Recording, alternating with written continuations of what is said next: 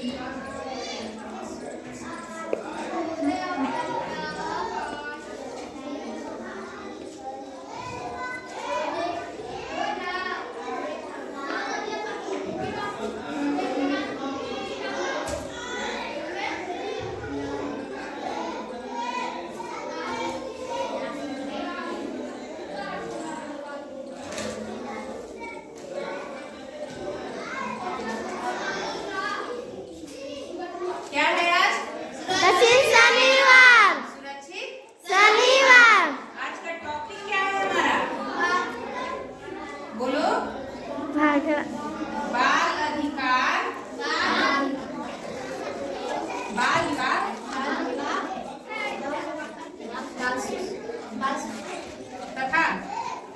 बाल शोषण और क्या है बोलो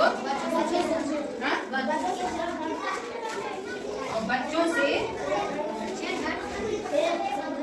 छेड़छाड़ के संबंध में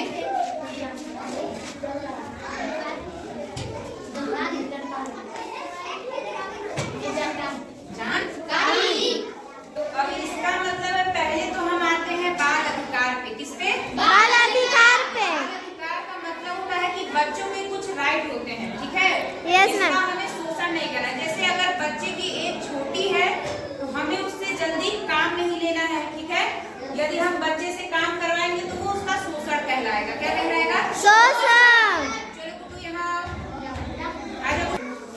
देखो जैसे मैं यहाँ बैठी हूँ, इसको मैंने बुलाया, क्या किया? बुलाया। चलिए क्रमण में इंसान करो।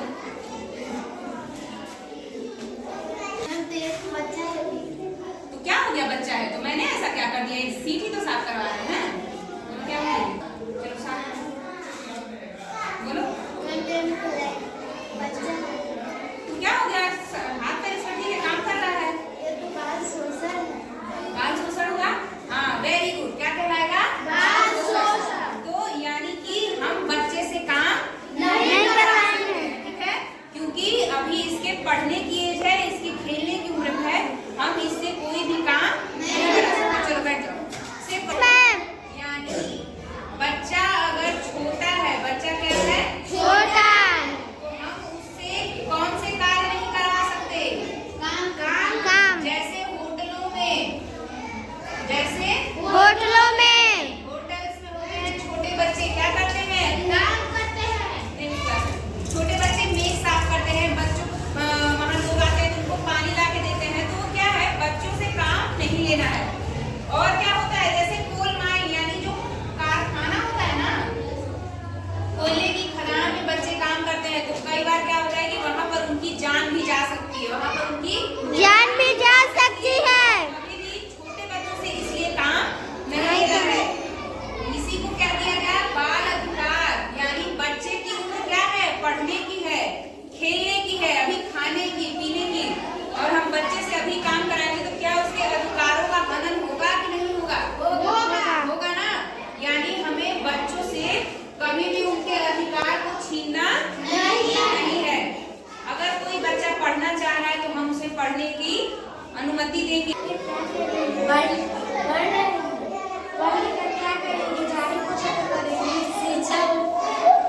शिक्षा हमारा अधिकार है। हमारे इस अधिकार को छीन नहीं सकता। बात तो सही है। अपने हाथ के लिए बोलो। हाँ ठीक है, मैं भी अब पढ़ूंगी। आप लोग देखे होंगे कि एक बच्ची ने दूसरी बच्ची को उसके अधिकारों का एहसास दिलाया है ना? Yes, ma'am। यानी बाल अधिकार क्या है? पहली बात तो शिक्षा हमारा सबसे बड़ा अधिकार है ना? यानी हमें सबसे पहला अधिकार शिक्षा का होगा, जो कि हमें संविधान के द्वारा भी सब नागरिकों को मिला हुआ है। और हम चूंकि क्या है? इस देश के नागरिक हैं, ऊपर से हम बालक हैं, क्या है? तो हमें हमारी शिक्षा का सर्वप्रथम अधिकार प्राप्त होना चाहिए। अगर आपसे कोई काम करवाता है, आपकी कॉपी किताब को आपसे ले करके, तो आप अपने लिए आवाज उठाएंगे। क्या करेंगे? आवाज उठाएंगे। क्या बोलेंगे? कि हम शिक्षा हमारा अधिकार है और हमें पढ़ने दें, है ना? Very good. चलिए बाल विवाह। तो बाल मतलब होता है बच्चे, जिसके अभी हमने अधिकारों की बात की कि जिनका शोषण नहीं करना है और जिनके अधिकारों संस्कारों का हनन नहीं करना है। उसी तरीके से इसी क्रम में आएगा बाल विवाह। आप लोग जानते होंगे कि अब एज बढ़ा करके लड़कियों की एज कितनी कर दी गई है, 18 और लड़कों को 21+। यानी हमें लड़कियों की एज 18 चाहिए और लड़कों की एज 21 चाहिए। चलो आ जाओ सामने। जैसे अब ये बच्ची बहुत छोटी है, क्या है, बहुत छोटी है, तो अगर इसकी हम शादी कराएं तो क्या ये बाल विवाह कहलाएगा? ठीक है, ये बाल विवाह कहलाएगा। चलो अब गुड़िया जाओ। दुल्हन जिनकी एज बहुत छोटी है और ये है दूल्हा इनकी भी एज छोटी है, तो इनका अगर विवाह होता है तो इसे बाल विवाह कहा जाएगा। चलो ये क्या? अरे ऐसी रो रही है। नहीं अंकल नहीं, ये मेरे जबरदस्ती शादी करवा रहे हैं। मेरी उम्र अभी बहुत छोटी है, मैं नाबालिग हूँ। मेरे भी उम्र बहुत छोटी है, मेरे पिता मेरा बाल विवाह करा रहे हैं। मुझे शादी नहीं करना है। तो बच्चे आप लोग को ये संदेश दे रहे हैं कि इनकी उम्र अभी 18 से कम है और इनकी उम्र 21 से कम है, तो ये दोनों शादी नहीं करना चाह रहे। क्या आप दोनों शादी के लिए तैयार हैं? नहीं। क्यों? ये बाल विवाह कहलाएगा इसलिए। ठीक है, चलिए बच्चों के लिए ताली बजाइए।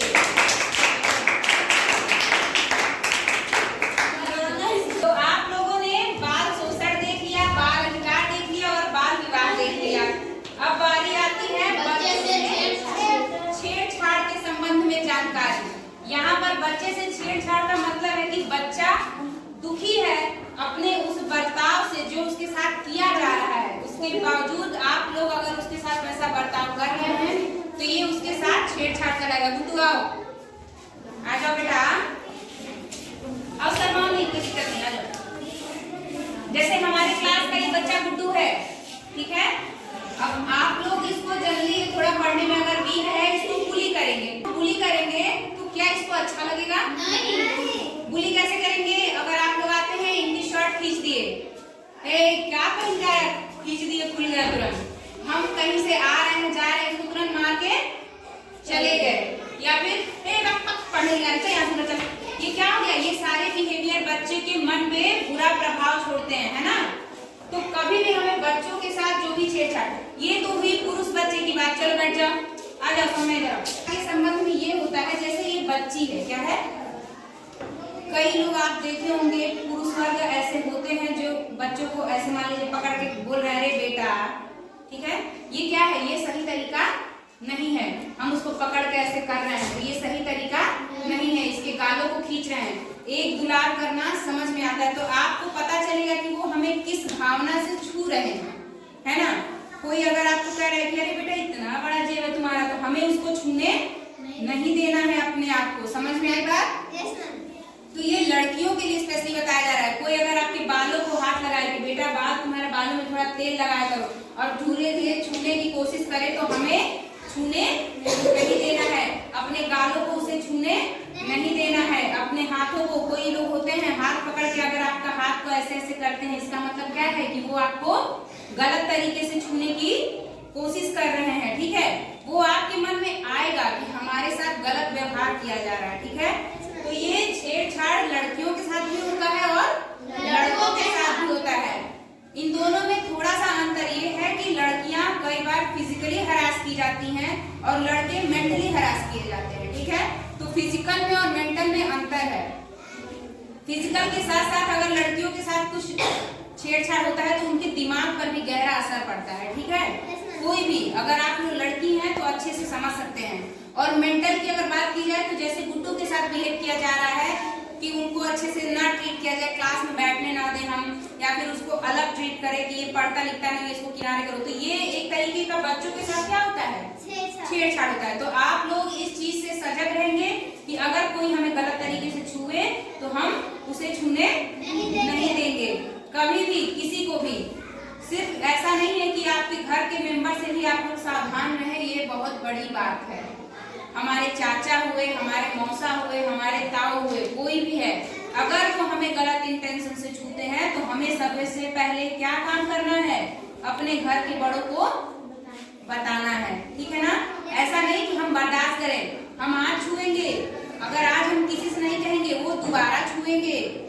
तीसरी बार भी छुएंगे। अगर आप नहीं बताते हैं तो वो समझ जाएगा कि आप डर रहे हो, किसी को नहीं बता रहे हो, तो वो उस चीज का क्या करेंगे, फायदा उठाएंगे, जो कि हमें नहीं करने देना है। कभी भी आपके साथ पहली बार अगर ऐसा कुछ हो तो सबसे पहले किसी को नहीं तो अपने माँ को बताइए। अगर माँ आपकी उस चीज को दबाने की कोशिश करती है कि मत सोचो ऐसा, तो उस वक्त के लिए मानो, लेकिन अगर दोबारा होता है तो कभी किसी की बात मत सुनना, तुरंत जो सामने वाला है उसको पलट के जवाब देना है हमें, ठीक है। नहीं माने तो घर में सबको बता देना है। चलो बैठ जाओ, वेरी गुड। तो आप